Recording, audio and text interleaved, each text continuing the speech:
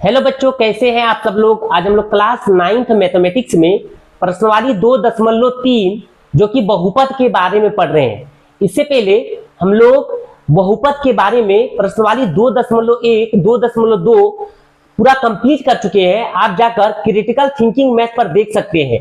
आज हम लोग प्रश्नवाली 2.3 जो कि बहुपद के बारे में है।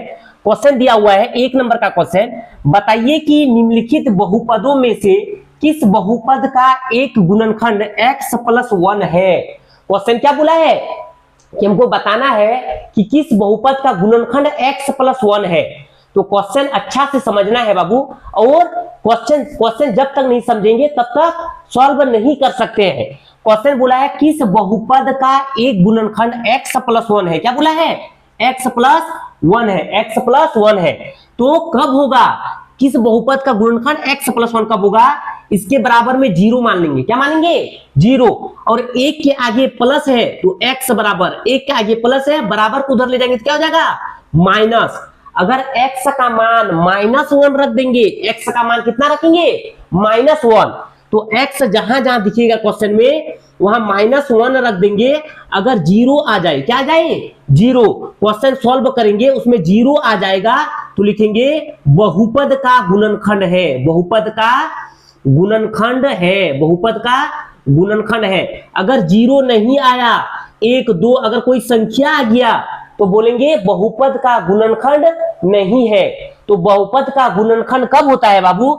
जब x + 1 दिया है क्वेश्चन में, x + 1, तो x + 1 बराबर 0 मान लिए। क्या मान लिए? 0। 1 के आगे प्लस है तो बराबर के उधर ले जाएंगे तो क्या हो जाएगा? माइनस। अब क्वेश्चन में x जहां दिखेगा वहां क्या रख देंगे? -1 रख देंगे। अगर 0 आ जाएगा, क्या आ जाएगा? 0। तो लिखेंगे बहुपद का एक गुणनखंड है। अगर 0 नहीं आएगा तो क्या लिखेंगे? बहुपद का गुणनखंड नहीं है। तो क्वेश्चन नंबर 1 में दिया है कि जांच कीजिए कि बहुपद का गुणनखंड है कि नहीं है। तो किसमें जांच करेंगे? x + 1 में। तो x + 1 बराबर 0, तो माइनस उधर ले जाएंगे, क्या हो जाएगा? माइनस। तो चलिए देखते हैं क्वेश्चन नंबर 1। क्वेश्चन नंबर 1 में क्या दिया है बाबू? क्वेश्चन 1 में दिया है x³ + x² + x + 1। हमको क्या बोला है? बहुपद का एक गुणनखंड क्या है? x + 1 बराबर क्या मान लिए? 0। तो x 1 के आगे प्लस है, उधर जाके क्या हो जाएगा? माइनस। अब x की जगह कितना रखना है? -1 रखना है। इससे पहले हम लोग क्वेश्चन में पढ़े थे बाबू कि बहुपद का शून्यांक ज्ञात कीजिए। तो कैसे शून्यांक निकालते थे?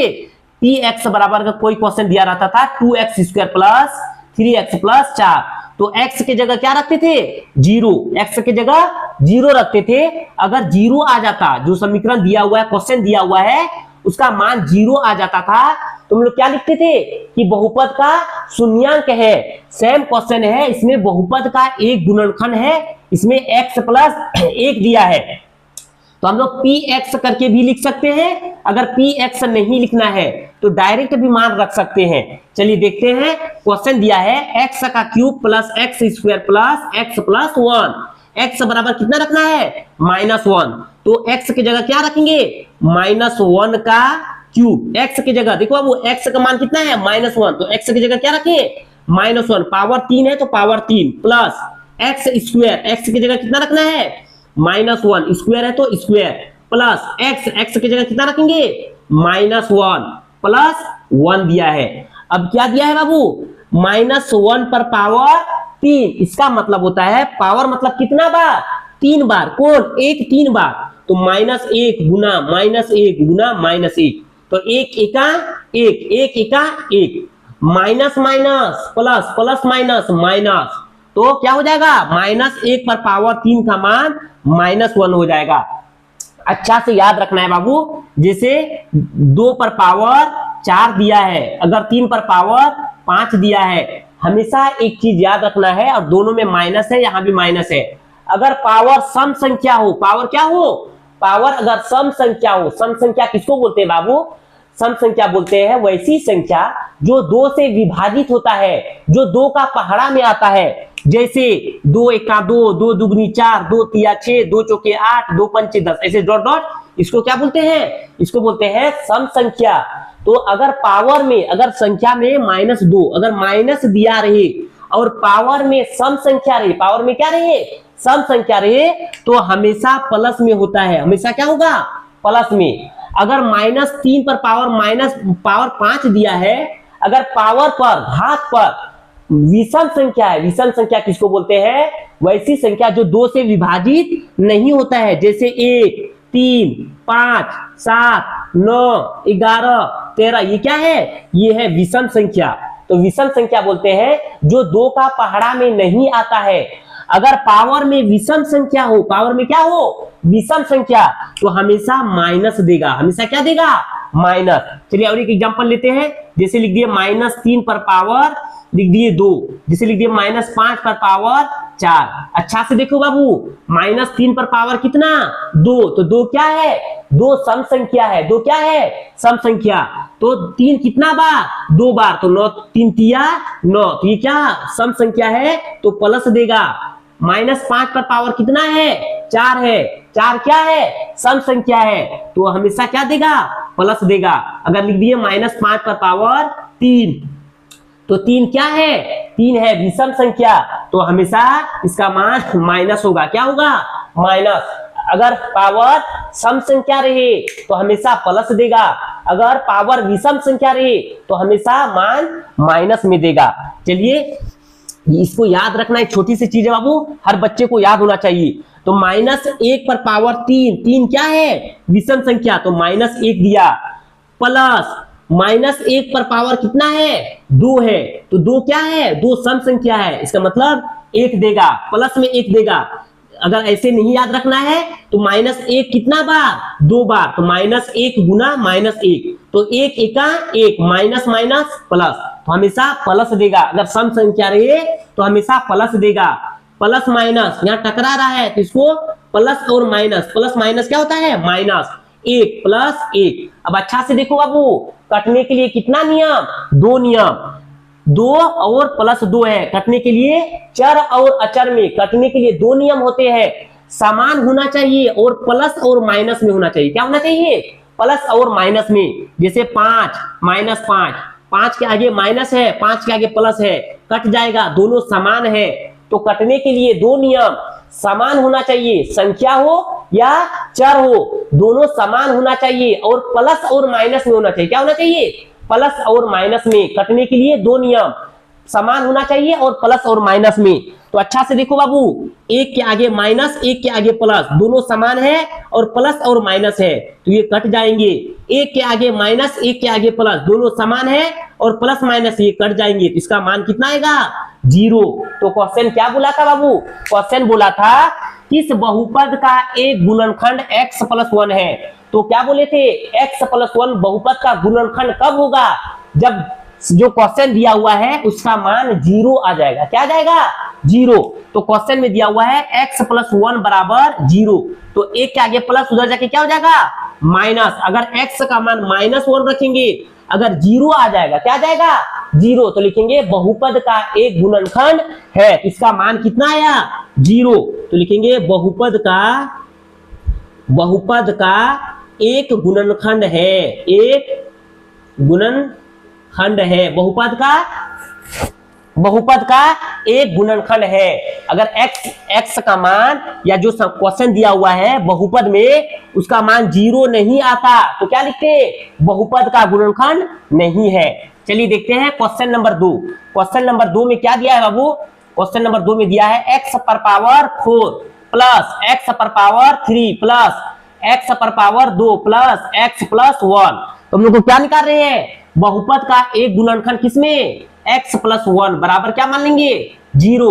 तो x 1 के आगे प्लस है, उधर जाके क्या हो जाएगा, -1। अब जहां जहां x है उसके जगह कितना रख देंगे, -1। तो x पर पावर 4 तो -1 पर पावर 4 प्लस x पर पावर 3 तो x का मान -1 पर पावर 3 प्लस x पर पावर 2 तो x का मान -1 पर पावर 2 प्लस x है तो -1 प्लस 1। अब क्या बोले थे, जब किसी पर पावर सम संख्या रहे तो हमेशा प्लस देता है। 4 क्या है, सम संख्या है, तो 1 देगा प्लस में।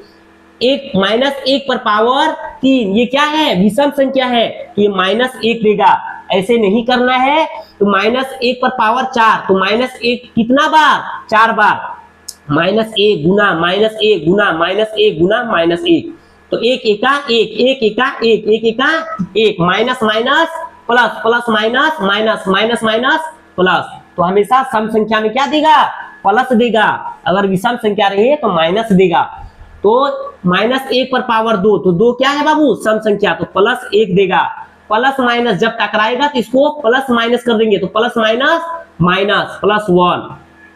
एक के आगे माइनस, एक के आगे प्लस, दोनों समान है और प्लस माइनस है, कट जाएंगे। एक के आगे प्लस, एक के आगे माइनस, दोनों समान है और प्लस माइनस में ये कट जाएंगे।